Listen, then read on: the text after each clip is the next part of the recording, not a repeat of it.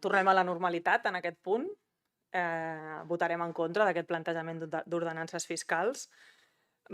Vostè ha dedicat molts esforços en explicar el context en el qual ens trobem, en el context econòmic, en l'increment dels costos de tot arreu,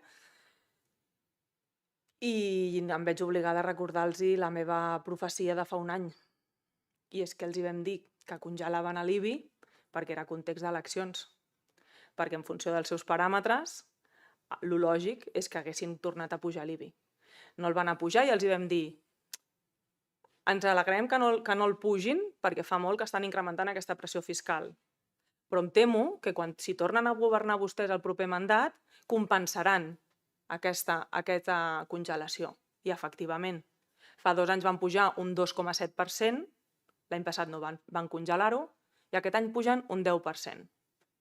I nosaltres som conscients que la situació és molt greu i que l'economia està disparada i que malauradament aquest sistema capitalista en el que estem immersos, l'últim que beneficia és el més fràgil. Però també som conscients que la manera que tenen vostès de gestionar les finances d'aquest Ajuntament no és la que compartim. Perquè recordem que el mes de juliol vam tenir una modificació de crèdit en la qual teníem 1 milió aturat d'haver tirat avall una infraestructura imprescindible pel barri centre. Feia 4 anys que tenien 1 milió allà immobilitzat i que ara es dedicaria a avançar el pagament de les obres de la C245. O 7 milions que surten de la butxaca dels ciutadans per crear oficines a la zona del parc de negocis, que si bé ens expliquen que en 10 anys se suposa que està compensada aquesta maniobra, també és cert que mentrestant és a càrrec d'una pressió fiscal molt gran a la nostra ciutadania. Nosaltres no ens cansem de dir que som un partit d'esquerres i que, per tant, les esquerres estan a favor dels impostos. Si són justos, si són equilibrats, si són progressius i si aquests impostos després es destinen a allò que la ciutadania necessita. Aquells serveis, aquelles instal·lacions que demanden des de fa molts anys. Com que no és així, nosaltres no podem donar suport a aquestes ordenances.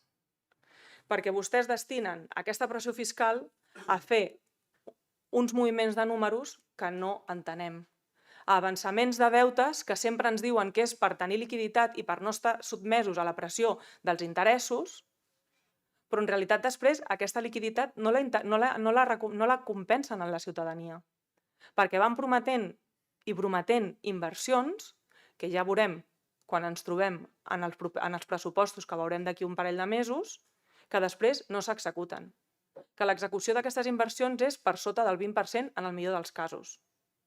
Per tant, està molt bé i empatitzem en el context que hi ha actualment econòmic.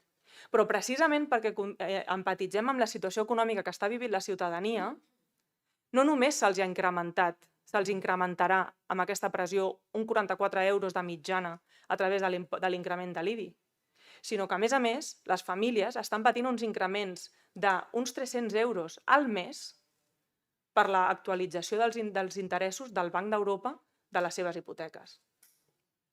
Per tant, no estem ajudant a la ciutadania amb aquest context i la seva manera de gestionar aquest increment de l'IBI. Vostè també justificava amb qüestions com que tenim un nou contracte de residus, que això incrementarà també els costos de l'Ajuntament. Tant de bo aquest contracte de residus, i segur que en tindrem ocasió de tornar-la a parlar, s'acompleixi tot el que vostès han dit que inclourien en aquest contracte, tant de bo reculli tot allò que fa més de 8 anys que els estem demanant des d'aquest grup, però sobretot, tant de bo esperem que ho facin a complir.